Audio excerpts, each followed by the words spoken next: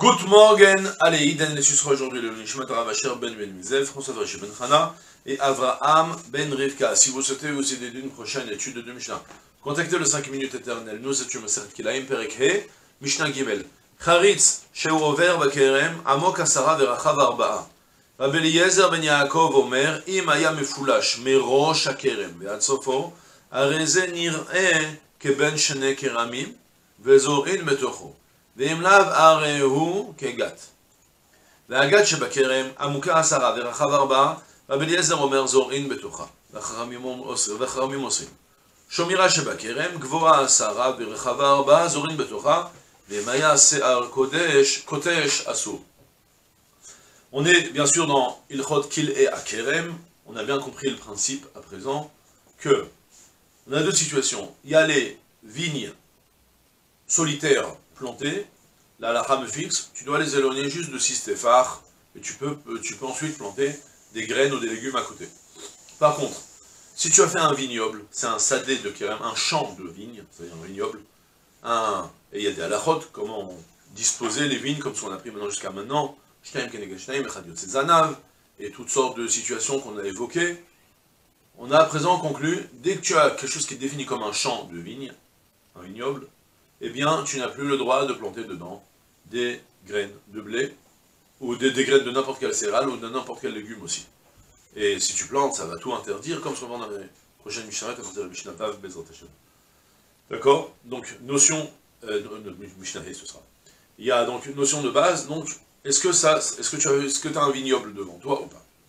Maintenant, on va s'intéresser dans notre Mishnah, dans la prochaine Mishnah, à définir, à partir de quand, ça s'appelle que ton vignoble s'arrête ou est coupé en deux et que tu as une bande au milieu qui n'appartient plus au vignoble, c'est considéré comme un lieu indépendant, un lieu différent, distinct, et dans ce cas-là que tu peux planter des graines de blé parce que c'est différent. De manière générale, vous connaissez la règle, plus ou moins, que tout ce qui est défini, qui a Rochav Arba Tfachim al Arba Tfachim avec des mechitzot de 10 téphars, soit, pour donner une petite... prenez un téphar 10 cm, c'est pas exact, 9 cm, 8,9, d'accord? On va dire 10 cm. Dès que tu as 40 cm sur 40 cm qui est séparé avec une barrière, en théorie, c'est un lieu indépendant. En général, dans les halachot Shabbat, on voit ça dans plein de halachot, on voit que c'est les halachot de... Comme ça, on définit un lieu de Reshut Hayachim. Pour Kilaim, il y a beaucoup de halachot qui sont semblables, avec quelques petites nuances par-ci par-là, selon le cas, comme ce qu'on va un peu évoquer dans notre Mishnah, l'histoire du Gat. Alors maintenant, on va commencer d'abord le premier cas de la Mishnah, il est relativement simple. Charitz sheu over bakerem amok asara verachav arba. On a une fente dans le kerem qui sépare le kerem en deux. J'ai un très grand kerem, un très grand vignoble, qui a en plein milieu une bande entière, comment ça s'appelle, une tranchée.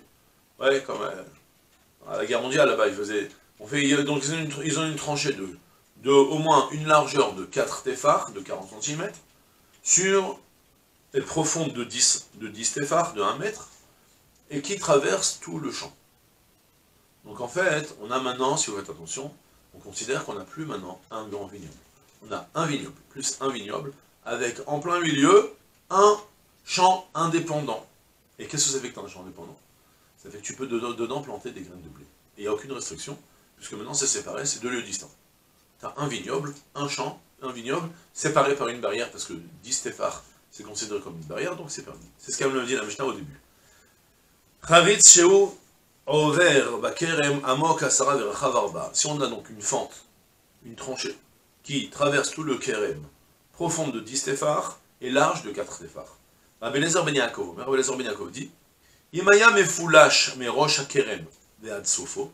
Si jamais il transperçait, il traversait tout le champ, tout le vignoble, du début jusqu'à la fin. Il coupe le vignoble en deux.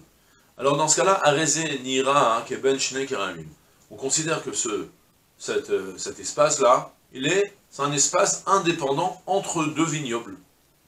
Vezor in Betocho, et dans ce cas-là, tu as le droit de semer des graines de ce que tu veux dedans, au lieu des graines de légumes. Par contre, Veim Lav, mais sinon, si les conditions ne sont pas remplies, donc 3 conditions, profondeur, largeur, ou même aussi qui transperce d'un côté à l'autre, d'un bout à l'autre. Donc on va s'intéresser sur ça, parce qu'on va arrêter sur ça qui est une marloquette. Par contre, si ça ne transperce pas, ça arrive jusqu'à juste la moitié du champ, mais ça s'arrête. Donc il s'avère que tu as en plein milieu de ton champ, ton grand vignoble, avec en plein milieu une tranchée qui s'arrête au milieu du champ. Eh bien, figurez-vous que dans ce cas-là, tu n'as plus le droit de veimlav, un rehu kegat. Et sinon, ça prend un statut comme un gat, comme un pressoir. Je précise que je ne vais pas rentrer dedans, mais dans les ilchot de Kilezraïm, les prakim précédents, lorsqu'on parlait de mélanger des graines distinctes des graines de légumes, c'était très grave aussi les kilaïm, dans un cas pareil, d'Avka, on permettait. Là, spécialement pour le kila kerem, on interdit. Parce qu'on le considère comme un gat. Maintenant, c'est quoi le statut du gat? Alors il faut continuer encore une petite ligne. Les gat sheba kerem, ça va ensemble, après on va faire le point ensemble. Les gat sheba kerem, amuka asara verachav arba. Alors le gat, je voulais te dire, le gat c'est le pressoir, j'ai expliqué après c'est quoi exactement. Mais le pressoir du vin, là, donc c'est une tranchée en fait, c'est une tranchée mais qui ne transperce pas tout le vignoble en deux.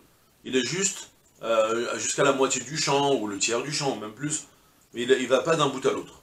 Alors, ça a statut de gat, de pressoir, et dans ce cas-là, qu'est-ce qu'on fait avec le pressoir? Est-ce qu'on a le droit de presser, de planter des graines dans le pressoir du raisin? Sur ça, on a une marloquette, la gat sheba kerem, amuka asara verachav arba'a, et si on a un gat sheba kerem, qui est profonde de 10 téphars et large de 4 téphars, Rabbi Eliezer Omer, Rabbi Eliezer dit, Zorin betocha, tu as le droit de planter dedans, il n'y a aucun problème.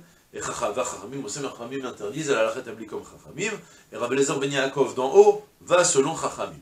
Et on explique un petit peu mieux de quoi ça parle. En fait, en théorie, selon les ilchot de Mechitzot, qu'on rencontre dans plein d'endroits, on rencontre dans Shabbat, dans Souka, on rencontre la ilchot de Mechitzot dans Oelamet, dans plein d'endroits on rencontre la ilchot de Mechitzot, de manière générale. Il y a précisément, là maintenant, on a dans ton kérem, en théorie, tu as un lieu distinct, puisqu'elle est profonde de 10 téphars, profond, large de 4 téphars, en théorie ça doit être un lieu distinct. Le seul problème, il est qu'à partir du moment où l'usage, il était dans les champs de raisin, dans les champs de vigne, dans les vignobles, de laisser un creuset pareil, de laisser une tranchée pareille, ou dans laquelle on mettait les... Je ne sais pas exactement comment est-ce qu'ils faisaient, mais en tout cas, on mettait le vin à presser. J'ai du mal à comprendre comment est-ce qu'on met du raisin à presser sur de la terre. Ça va être tout absorbé par la terre. J'arrive pas à comprendre. C'est pas précisé.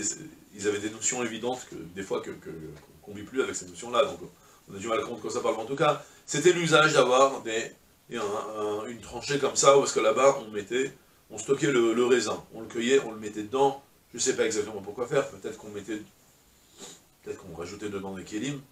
En tout cas, ce qui m'intéresse, moi, c'est d'expliquer ça. Que le gat, le pressoir, c'est quelque chose qui n'est pas indépendant du vignoble. C'est quelque chose qui se trouve dans tous les vignobles. Et dans ce cas-là, même s'il a des définitions apparemment qui vont le distinguer, qui vont dire que non, toi, cet endroit-là, c'est un endroit distinct. Ben, c'est pas vrai. Puisque dans tous les vignobles, on a ce lieu-là qui est distinct, et ben c'est pas considéré comme un endroit distinct, c'est considéré comme une partie intégrale du vignoble. Et dans ce cas-là, tu n'as plus le droit de planter des graines dedans. Vous avez compris l'idée? Ouais. Puisque, même si concrètement, selon les halakha, les définitions de halakha, un lieu distinct, mais il y a quelque chose qui va prendre le dessus sur toute cette situation-là, c'est le fait que dans tous les vignobles, on laisse un gat, un pressoir, pareil, on laisse ça devient quelque chose qui devient tafel, qui s'annule, qui devient mélangé avec tout le vignoble, et il ne prend pas un statut de lieu différent, et dans ce cas-là, tu n'as plus le droit de planter des graines dedans. D'accord? Est-ce que c'est un interdit d'Oreto de Rabbanan? Je ne sais pas exactement, j'ai un peu cherché. C'est pas précisé ici, il y a une petite... dans le Tiferet Israël, il laisse sous-entendre qu'il faudra qu'on arrive en fait dans le Pérek Zaïn. On apprendra qu'est-ce qui est interdit, qu'est-ce qui n'interdit pas. On pourra peut-être revoir ça. Est-ce que c'est d'Oreto ou de Rabbanan? D'accord? Fin du premier sujet. Deuxième sujet maintenant. Jusqu'à maintenant, deuxième situation, c'est pas un autre sujet. Jusqu'à maintenant, on a parlé que tu as ton vignoble avec une tranchée. Maintenant, on va faire le contraire. Tu as un vignoble avec une petite, comment dire, quelque chose qui monte, une choumira. C'est quoi une choumira? Vous savez que pour surveiller les vignobles, pour les oiseaux, pour toutes sortes de voleurs, tout ça, alors le gardien avait l'usage de se construire une petite dune, ouais, et qui était haute de 10 téphars, large d'au moins 4 téphars, un lieu comme ça qui montait, carré ou arrondi, peu importe, Et là, maintenant, ça prend un statut de Reshut Nifredet. C'est un lieu distinct. Dans toute la Hilchot Shabbat, ça s'appelle un lieu distinct. Si vous trouvez un poteau pendant Shabbat, vous êtes en plein... Imaginez, j'ai déjà évoqué cette histoire, parce que vous marchez dans la rue, à Paris, vous trouvez une mezouza par terre.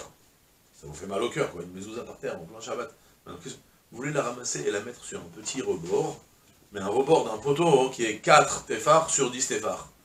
Vous avez transgressé un interdit de Horaïta de Otsara. Vous avez pris du Reshut Arabim sur le Reshut Yachid. Parce que tout ce qui est haut de 10 téphars sur une largeur de 4 sur 4, 4 téphars sur 4 téphars, 40 sur 40, si vous avez un poteau pareil, ça s'appelle un Reshut Nifredet. C'est un lieu distinct, vous avez ramassé du Reshut Arabim, du Reshut Yachid. Il n'y avait rien à faire, la mezouza, il fallait pas la poser là-haut. Parce qu'il fallait la ramasser, la mettre sur le côté, j'en sais rien. Vous voulez rester à côté jusqu'à la fin de Shabbat pour la récupérer. Bekef, si vous avez les cochotes, je connais pas la phrase, j'ai aucune idée quoi faire, mais en tout cas une chose de sûre, vous ne pouvez pas la prendre et la poser là-bas sur le poteau. D'accord? Je reviens, parce que tout ce qui est large de haut de 10 téphars sur une largeur de 40 sur 40 cm, c'est-à-dire 4 téphars sur 4 téphars, c'est un lieu distinct. Même principe pour la Shumira. Même si concrètement,